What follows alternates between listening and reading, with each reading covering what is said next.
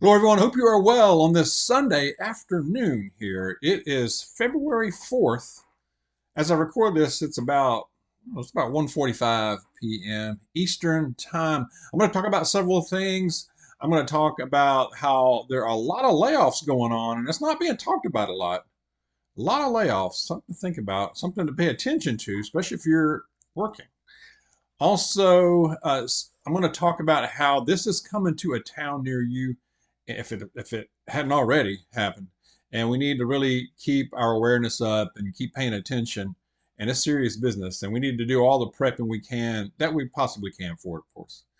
And some other important updates on things that are going on that just aren't talked about in the news. Also, I have a very good passage that I will share that you do not want to miss. And when I read it, I want you to think about the things that are going on today, the things that we're seeing today in this world. Okay. All right. But first, I got to turn on the other light. So we got more white light on the subject. And I forgot to put on the light, Ella. And Ella, hello. Ella wanted to get up in my lap, I guess. I think she wanted to show off her haircut. Three of the dogs, three dogs got their haircut today. We got Ella. She got a haircut. You look cute, don't you? I know. You know you look cute, don't you? So Ella got a haircut, and Teddy back there got a haircut. He didn't want to come up here. He's back there making noise though. And I got a haircut, all courtesy of Mrs. Dawg. Well, Mrs. Dawg cut my hair. We take these to the groomer because they're special. And but Mrs. Dawg didn't get a haircut. When you go get a haircut, Mrs. Dawg? Okay. She said next weekend because she does part of her own, then I help do the back part. Somehow it comes out looking good. So she trusts me to help with it. So that's kind of scary, but it happens and we get through it, right? All right, Miss Ella. So what's going on? You feeling pretty good? You got your haircut? Feel better? You feel better? Yeah, you feel better. Okay. You gonna go bother Teddy now? You go pester him. You gonna go pester him? Put up with him? You just don't pay him no mind? Okay. All right. I'm gonna get on with the video. Okay. It's okay with you. We'll go out and play a little bit. Okay. All right. Okay. So layoffs, y'all. I didn't realize how many, and I've been hearing. I had mentioned the UPS thing, I think last week sometime, but UPS laid off or is laying off over 12,000 employees. That's a pretty big number, y'all. American Airlines, over 656, I believe, was the number they put down. But so that's American Airlines. It's interesting, an airline. Pfizer, which I think out of San Francisco, their land didn't give a real number on that. CVS Pharmacy, CVS is laying off hundreds. Didn't say a big number, but others laying off nowadays. In the tech industry, Microsoft, eBay, iRobot. Just in the first month of this year, January, over 25,000 jobs cut. Retail, mostly either retail, biopharma industries, tech industries. I think that, well, from research, it sounds like artificial intelligence is a part of blame for that. So something to keep an eye on.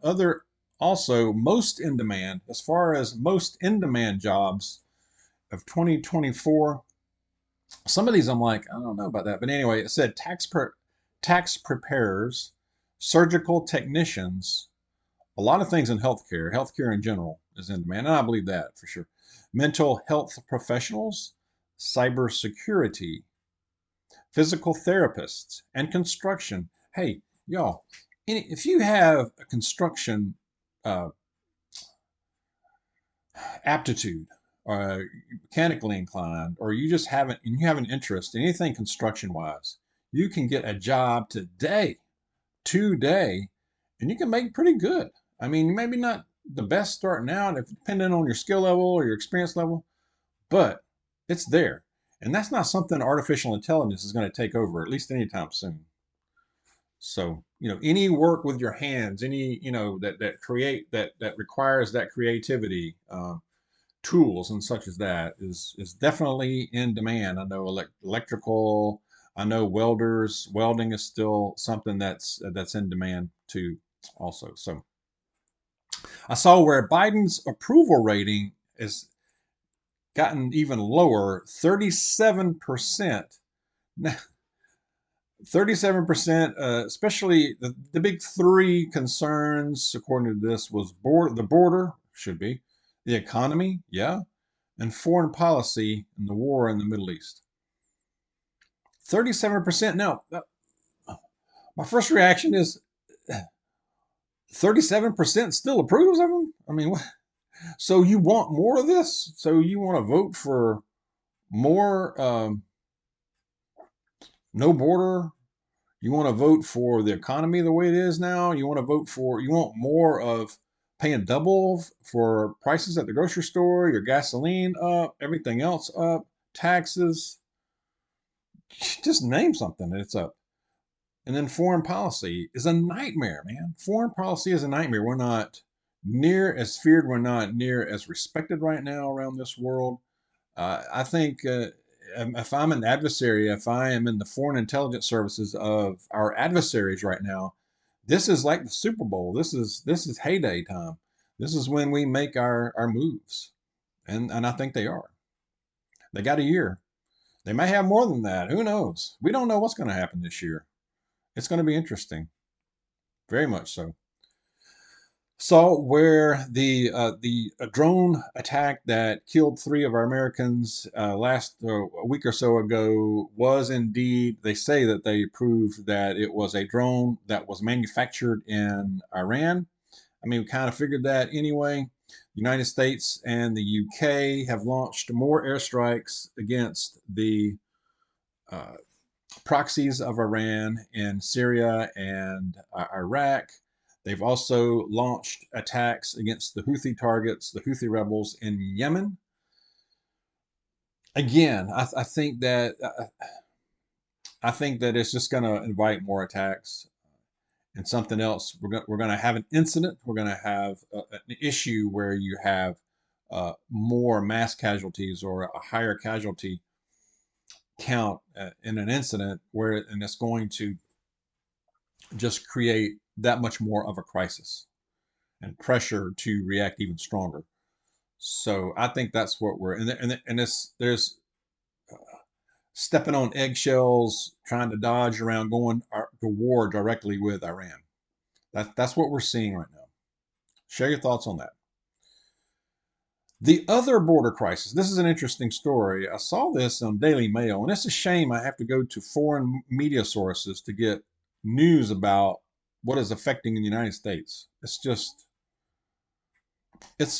pathetic, really. But anyway, a New Jersey-based smuggling gang run by illegal immigrants has helped dozens of illegals sneak into the United States from Canada. They're charging over $6,000 per person. This is amid a 500% surge in crossings from the north. A 500% surge increase in crossings from our northern frontier. Now it's sparsely guarded compared to the south, which I don't, the south it's porous, we know. So and then what we have is an invasion from multiple points, an invasion from all sides, y'all. Do we not mirror the ancient Roman Empire more and more every day? Corruption, political strife, uncontrolled illegal immigration. The barbarians are coming over the wall. But this time there is no wall. They're just coming through. You know. Anyway, yeah. Squatter issue. We have squatter issues now. You've heard of this. These people that the homeless folks and all this. That I don't know. They may not even be homeless. That are just taking over homes. This article focused more on Atlanta, Georgia, of course, in Georgia. Over 1,200 homes, it is said, are occupied by squatters. And this is in the Atlanta metro area. And it's taking police up to 6 months to turf them out, to get them out, if that long, if even within 6 months. Some homeowners are said to even go as far as paying off the squatters to leave. How ridiculous is that? Heck no, I ain't doing that. I think I'd be put in jail before I do that.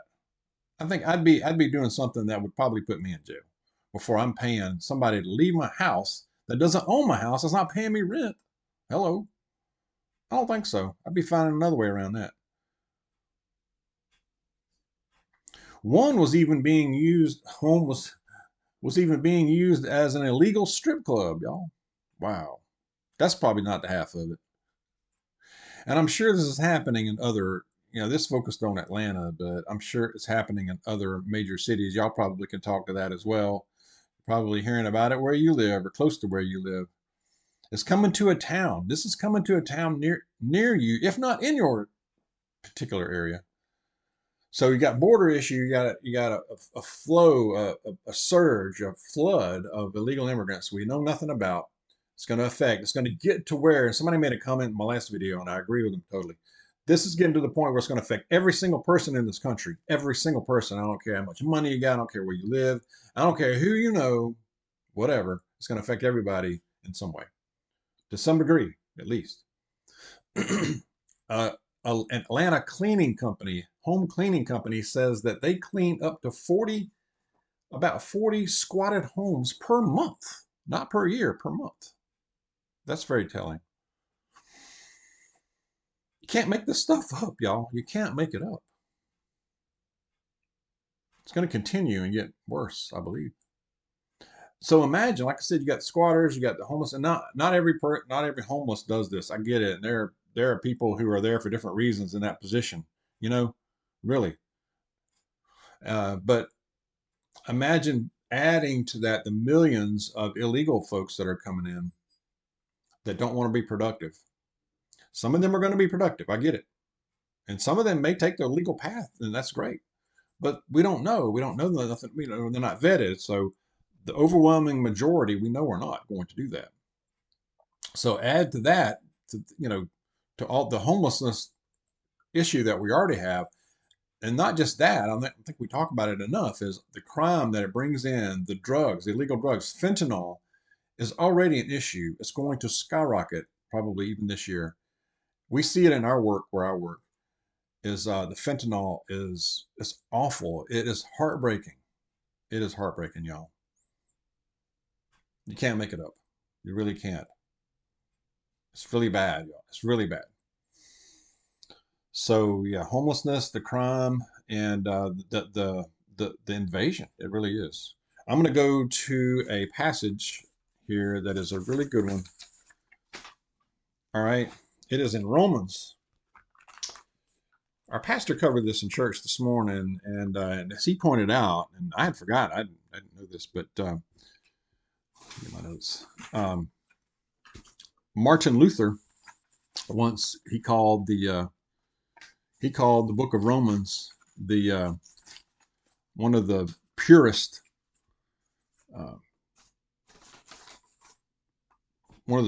books, one of the purest passages books in the Bible. So that's big. That's big, y'all. All right. All right, here we go. Romans chapter 1, starting at verse 16. I'm going to read through some here. I am not ashamed of the gospel. Good way to start. I'm not ashamed of the gospel, because it is the power of God for the salvation of everyone who believes, first for the Jew, then for the Gentile. For in the gospel, a righteousness from God is revealed, a righteousness that is by faith from the first to the last, just as it is written, the righteous will live by faith. The wrath of God is being revealed from heaven against all the godliness and wickedness of men who suppress the truth by their wickedness. Think about this. Since what we may be known about God is plain to them because God has made it plain to them. For since the creation of the world, God's invisible qualities, his eternal power and divine nature have been clearly seen, being understood from what has been made, so that men are without excuse. That's powerful. All right, I'll go a little longer. For although they knew God, they neither glorified him as God nor gave thanks to him, but their thinking became futile and their foolish hearts were darkened. Although they claimed to be wise, they became fools and exchanged the glory of the immortal God for images made to look like mortal man and birds and animals and reptiles. So true.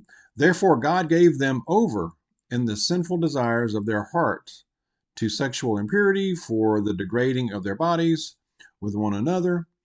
They exchanged the truth of God for a lie and worshiped and served created things rather than the Creator, who is forever praised. Amen. Amen. The righteous will live by faith. That's a key verse. That's in, again, this is Romans 1, and that's in Romans 18, or actually in verse 18. But a powerful passage. Are we not seeing? Do we not see a lot of that, y'all? Think about the way people are behaving, and for the most part, not everybody, And it seems a lot of times that we are just the remnant. We are. You feel like you're in the minority a lot of times. It feels like the only time I'm not is when I'm in church, as far as just in society, just in the way people are carrying themselves and behaving with the crime and the foolishness going on. I know there's still a lot of good people out there. There really are. We see it, and um, but it's getting a little tougher, isn't it? It's getting a little tougher to find it. But anyway, I don't want to make this video too long. I hope that was helpful. Let's keep in prayer. Definitely keep our walk close with our God. And as Stephen says, as Stephen from Arkansas says, let's stay close to Jesus, right? All right, let's be safe out there. God bless you, and I'll see you soon.